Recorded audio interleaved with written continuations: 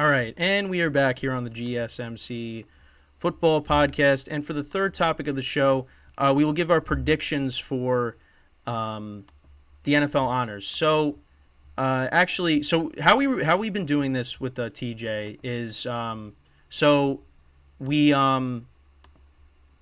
we're doing it from Zoom. We're connecting Zoom to OBS. But what happens is there's like a time limit. It was going to basically run out while, we were on the, while we were doing the third segment. So we're going to try to set up another Zoom here. So hopefully I can get this working. So now it says start the meeting in 9 minutes. So that's okay. So that didn't go how I was hoping it would go. So because there was like 7 minutes left in the call. So we were like, okay, we'll try to fix that. But now Zoom saying you could start another meeting in 9 minutes. So yeah, now TJ's not here. But again, this is something that we're trying to work through. So yeah. But yeah, so the NFL honors is obviously coming up, and yeah, I'm just gonna have to tell him that I can't start another Zoom. So the NFL honors is coming up. And obviously, we were going to do our predictions on on who's going to win what award. Obviously, MVP, Offensive Player of the Year, Offensive Rookie of the Year, Defensive Player of the Year, Defensive Rookie of the Year, Coach of the Year, and I mean, some of the awards, you kind of know who's going to win them. Also, Comeback Player of the Year. Sorry, I'm just shooting him a text just to let him know. But yeah, so there's awards up for grabs. Obviously, with MVP, it looks like Lamar Jackson is the favorite. Although I know people are saying that Josh Allen, the season he had, I saw. I mean, not that it's gonna happen, but I saw that a post where it's like, oh, don't be surprised if Josh Allen steals the MVP from Lamar Jackson, and it's like, I mean, I don't think that's gonna happen. So I think it's going to be Lamar Jackson, and it's really, this was a weird season because you look at the quarterbacks and they, it was kind of like an up and down thing. Like 1 week it was Jalen Hurts, it was Brock Purdy, it was Dak Prescott, then it was Lamar Jackson. Nobody really had an incredible season in terms of quarterbacks. But I mean, I think it's safe to say Lamar Jackson's probably still going to get the MVP. I mean, he was a part of the number 1 seed with the Ravens. They really, they looked like the best team. I mean, especially going into San Francisco, they beat the 49ers. I mean, that was a signature win right there. So I think you'd have to give it to Lamar Jackson. But yeah, it's tough. It's tough. But you go to some of the other awards. I mean, Offensive Player of the Year. I mean, it's either going to be, I guess, Christian McCaffrey or Tyreek Hill. The quarterback position. I mean, like we've talked about, is an MVP award, and it's a quarterback award, the MVP. So Lamar Jackson's gonna get that. Christian McCaffrey or Tyreek Hill, I think, should deserve more consideration for MVP, but I guess that's not how it's gonna go. One of those two is gonna win Offensive Player of the Year. Probably McCaffrey, just because Tyreek Hill got hurt. McCaffrey was scoring a touchdown every single week, and yeah, so. So there's that. Then you also have, Offensive Rookie of the Year, because you have C.J. Stroud and the season he had, and then you also have Puka Nacua. Now, again, I just said how, the MVP is a quarterback award. But Puka Nacua, he had an unbelievable season. I mean, I want to go back to his stats really quickly. So his stats on the season. So yeah, he had 14. He almost had 1,500 yards receiving. He had 1,486 and 6 touchdowns, 105 receptions. An unbelievable rookie season for him. And, he was a key contributor because, again, a lot of people didn't really expect a lot from, the Rams. And, he was a big part of that. Kyron Williams was a big part of that. So it's going to come down to him and C.J. Stroud. But I guess C.J. Stroud's probably going to end up getting it. The touchdown to interception ratio is impressive. 23 touchdowns to 5 interceptions.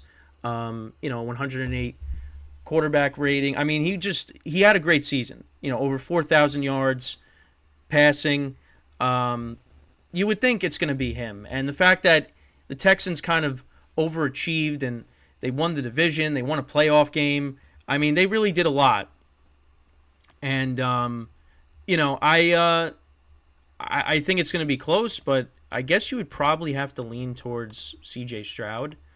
But again, I mean, anything can happen.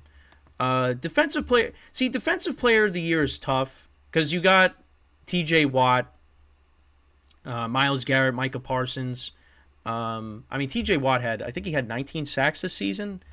I mean, he was, again, incredible. So, I mean, odds are probably will end up winning it again. But, again, we'll have to see.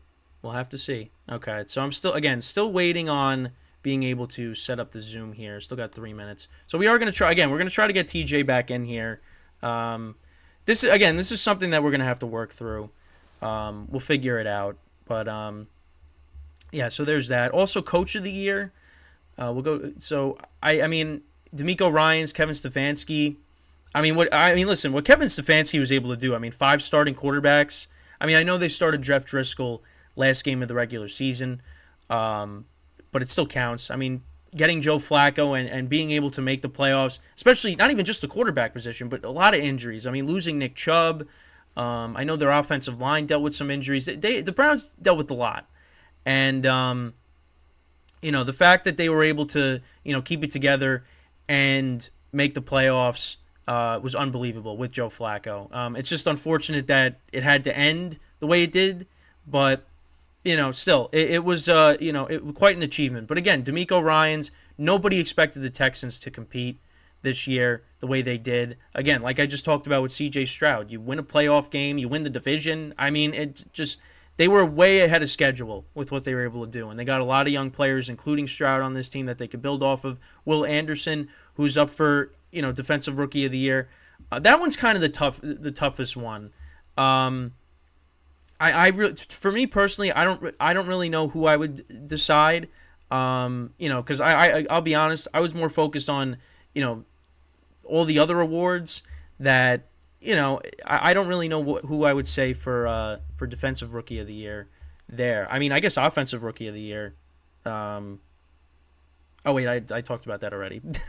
I just talked about that already. But oh wait, actually no, I talked about. Oh wait, no, I did. Never mind. I'm confusing myself now. But yeah, Defensive Rookie of the Year is the tough one. Because I know there's Will Anderson, there's Jalen Carter, Witherspoon of the Seahawks. That's kind of some of the choices there. So that one's for me is the toughest one to decide because I did briefly skim over their stats, and I'm pretty sure Witherspoon was the Seahawks player that picked off Daniel Jones in the Monday night matchup, and he took that back for 100 yards. But he was a good player. He had a great rookie season. Will Anderson, another player for the Texans, they're going to build around him. Jalen Carter on the defensive line for the Eagles. So we'll see. We'll see what ends up happening there. And then you got Comeback Player of the Year. And, again, there's a lot of discussions about that and, who should get that award. Joe Flacco is up for that award as well. But I think we kind of all know who it's going to end up being. And I have no problem with it. It's a great story. Is Damar Hamlin and what happened with that situation. Because, again, we all were watching that game, that Monday night game. And, it's something that we really have never seen before. And, the game ended up getting postponed because of it. And I just remember always, looking for updates on his condition. And, and just when you get the news that he's starting to come out of it and that he's going to make it. I mean, it was unbelievable. Because it was a scary situation. I mean, he took a big hit from T. Higgins, and he just goes to the ground, and you got all the players just like in disbelief with what's happening. Players are crying on the field. I mean, ESPN was doing the best they could to kind of talk about what was going on, and you had I mean, the medical staff for the Bills did, an incredible job, um, you know, and obviously he was able to get out of it, and be able to make it back to the football field. I mean, what a recovery, and it was a scary situation. It was a scary situation because that was a player that could have lost his life, and and the fact that he was able to get through that. It was unbelievable. So I mean, he's going to get the award. But I understand when people are complaining about how he didn't play a lot this year. People are saying how it should have been. I mean, again, Joe Flacco was up for the award. You got Baker Mayfield, another player. And the kind of season he had with the Bucks. I mean, it's going to be DeMar Hamlin that gets the award, and rightfully so.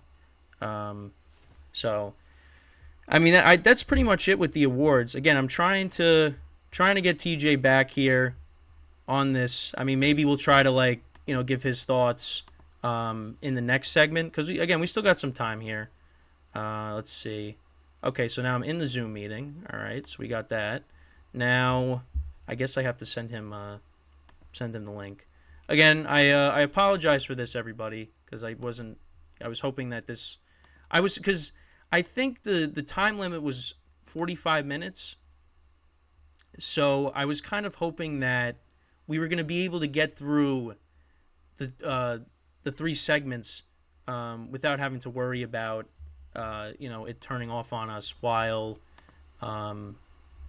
we were doing the show. But yeah, so we'll see if we can get him back in. I know I said it would just be me for the final segment, but we'll definitely I think we'll definitely have him in for the final segment. So I'm just gonna message him, just let him know that I sent him the link, emailed him the link.